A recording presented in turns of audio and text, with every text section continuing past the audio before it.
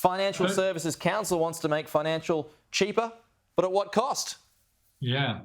Well, it's going to mean the consumer protections that have been escalated since the Hayne Royal Commission would be reduced. And so it's a real trade-off. At the moment, and what they're really saying, this is the Financial Services Council, they're basically saying the statement of advice, which runs about 80 pages, really just adds to the cost of financial planning, which is now costing, the median cost of a financial plan is over $3,000 and going higher all the time. So they're saying, well, there's a good argument that some people should be able to get financial advice without the excessive amount of work that goes into a statement of advice. And Pete, let me give you one example.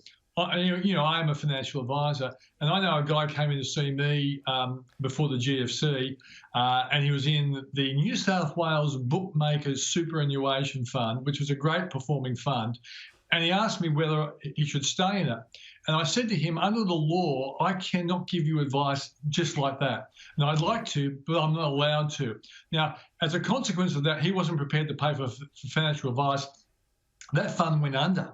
He should have been in something like Australian Super, which was a much better fund. That's what I would have recommended. But by law, I couldn't give him advice. And I've seen family members have been taken to court because they've given advice at Christmas to a family member who took the advice and lost money. So it's a really big minefield. And I think there's an argument that there should be limited advice for sort of simple questions to be answered that doesn't require a statement of advice. So a pretty good idea, I think. Well, what about home loans getting approved in a day, Pete? I mean, weren't the banks getting tougher on this front?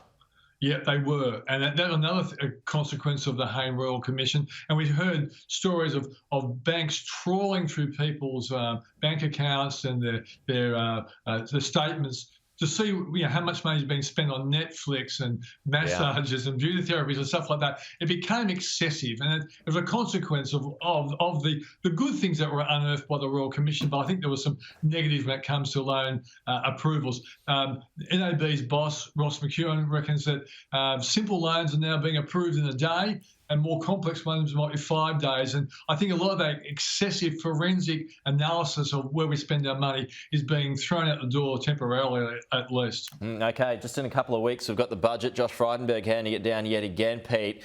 Do you believe that he'll extend the $1,080 tax cut?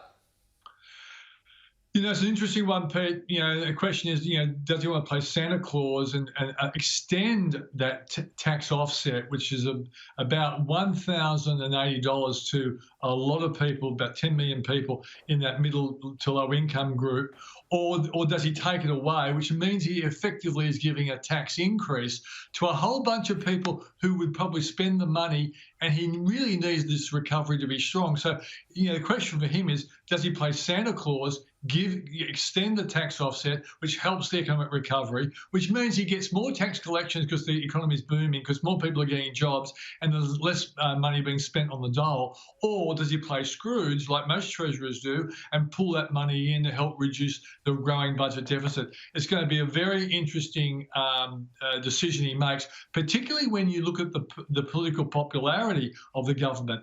At the moment, Labor is ahead on a two-party preferred basis, and Prime Minister Scott Morrison is still ahead. But if you look at the bar chart showing his popularity, it's on the slide, and Albo is on the rise. So it's going to be very interesting to see how Josh Frydenberg plays out these numbers the second Tuesday in May.